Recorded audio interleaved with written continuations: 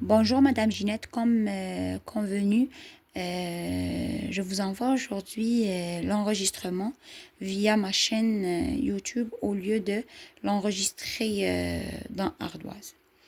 L'activité que j'ai choisie, c'est le yoga. J'ai choisi de me poser pour une séance de yoga. Pourquoi? Parce qu'avec le rythme intense à la garderie, où l'on doit être en alerte constante pour la sécurité et les besoins des enfants, j'ai besoin de ce moment de retour à soi. Ce n'est pas seulement un défi physique de souplesse et d'équilibre, mais c'est une vraiment véritable hygiène mentale.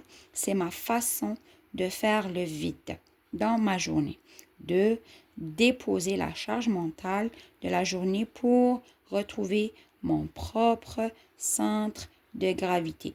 Dans la routine et les activités, le bruit des enfants à la garderie, parfois on a besoin de se reculer un petit peu, d'aller changer un petit peu les idées et puis aller faire du yoga pour, même si c'était juste 10 minutes, ça fait du bien. Ben, c'est juste, j'aimerais partager avec vous aussi pour vous dire que nous, en tant qu'éducatrice à la garderie, on a le droit d'avoir une pause de 10 minutes pour chaque éducatrice en alternant le personnel à la garderie. Comme ça, ben, c'est juste pour si une éducatrice a besoin d'aller changer un petit peu ou elle aura une petite chance d'aller le faire pour se retrouver à nouveau et pouvoir continuer sa journée normalement et avec plus de patience et plus d'énergie. Comment j'ai ressenti le flow dans mon activité? Oui, effectivement, j'y étais vraiment. Selon Miali, l'un des signes du flow est la distorsion du temps. Ça veut dire, c'est exactement ce qui m'a frappé.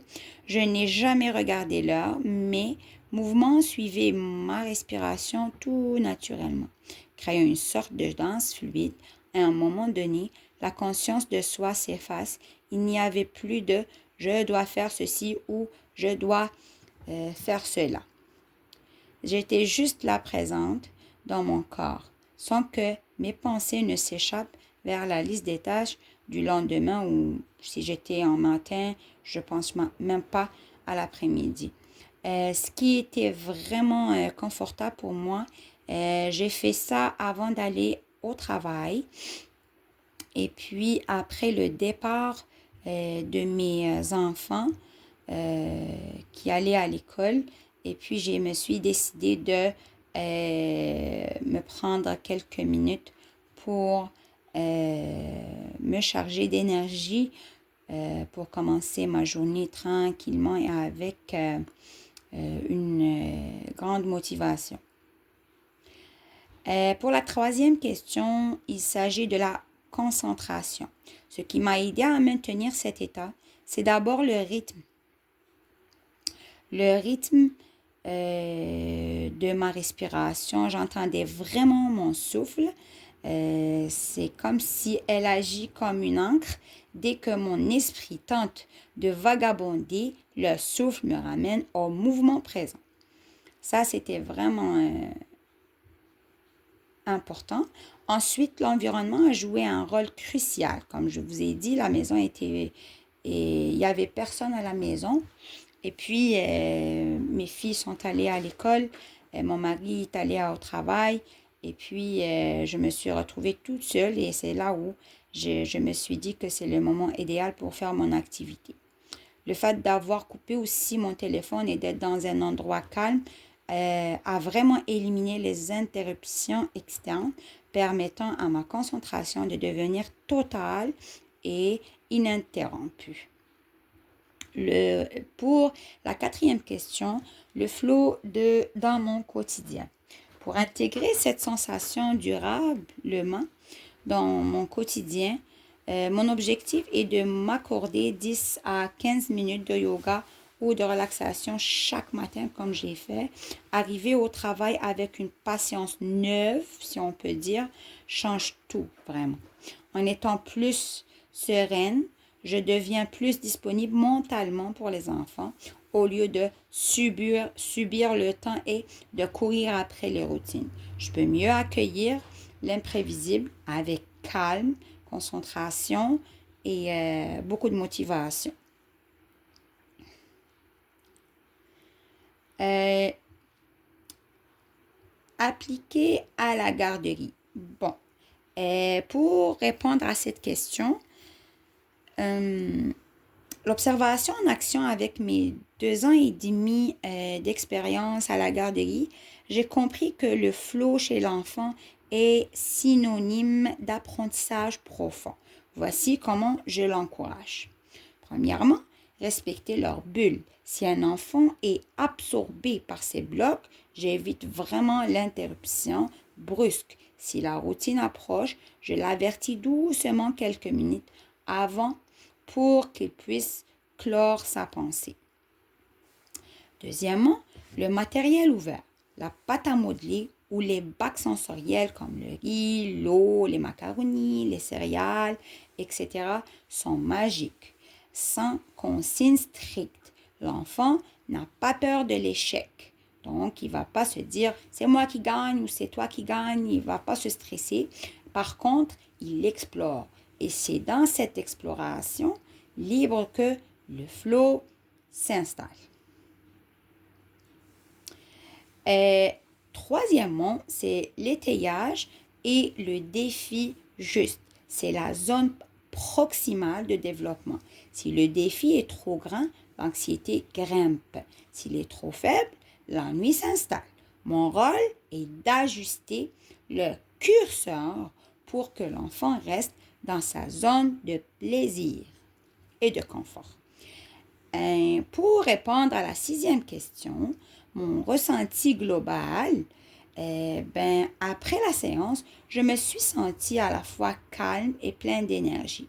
Un état qu'on appelle la sereine vitalité, si on peut le dire, c'est une satisfaction profonde, car le plaisir ne vient pas du résultat final, réussir une posture difficile, mais de la qualité de l'action elle-même pendant chaque seconde. Pour répondre à la 7e question qui concerne le rôle du leader, mon rôle en tant que leader va être comme une créatrice d'espace. Pour moi, un leader dans un service de garde est un facilitateur de flow. Ce n'est pas seulement gérer les horaires, le personnel, ou les planifications, ou les parents, mais c'est de créer un climat de sécurité psychologique. Un bon leader s'assure que l'éducatrice n'est pas noyée sous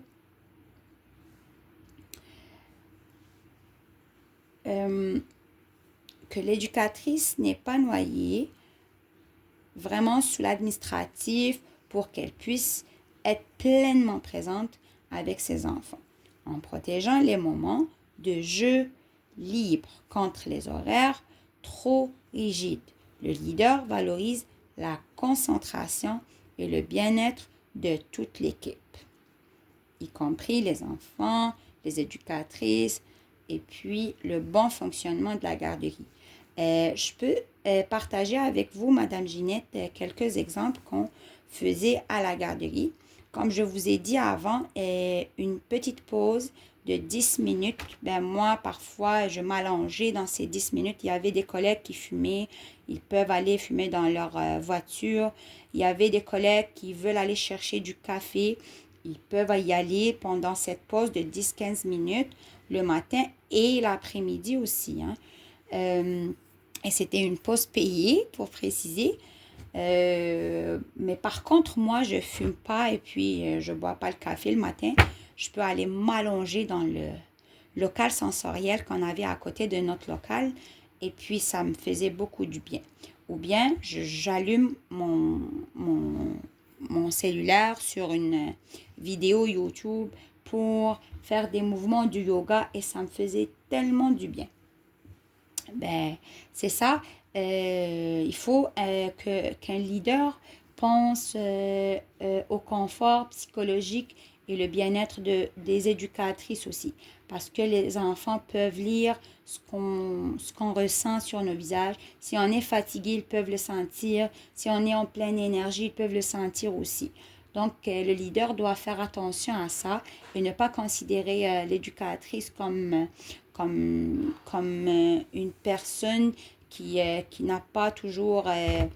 il doit la considérer comme une personne qui n'a pas toujours les mêmes émotions, qui n'a pas toujours la même motivation. Il doit penser et trouver des terrains où elle se sentirait, elle pourra se sentir, pardon, confortable et elle aime ses journées à la garderie aussi. Je cite un autre exemple aussi comme les marches. Comme par exemple, nous, à midi, ben, je vous ai parlé des pauses matin et après-midi, mais nous, pour la pause de dîner, on a 1 heure, mais on peut aller prendre une marche même en hiver en équipe. Par exemple, on était dans une très grande garderie à Edmundston. Et puis, nos mentors de qualité euh, ont décidé de faire des marches 2 fois par semaine. Et il y aura 2 équipes. La première équipe qui va aller, par exemple, en pause à partir de midi jusqu'à 1 heure. Et la deuxième équipe qui pourra aller d'1 heure jusqu'à 2 heures pendant la sieste des enfants. Et ça a été vraiment le fun avec les collègues. On prenait la marche en s'amusant, en riant. Et puis, premièrement, ça renforce le lien entre éducatrices. Ça change de l'air parce qu'on sort de la garderie pour aller faire le tour de la garderie, aller même aller à Tim Hortons pour acheter ce qu'ils veulent, par exemple. Et puis, c'était vraiment efficace pour nous et ça a fait vraiment une différence dans notre quotidien à la garderie. Ce sont 2 exemples que je vous ai partagés. J'espère que j'ai été bien claire et précise dans mon enregistrement. Je m'excuse encore, Madame Ginette, euh, pour le mauvais fonctionnement de mon premier enregistrement dans Ardoise. Et merci beaucoup pour votre écoute. Au revoir.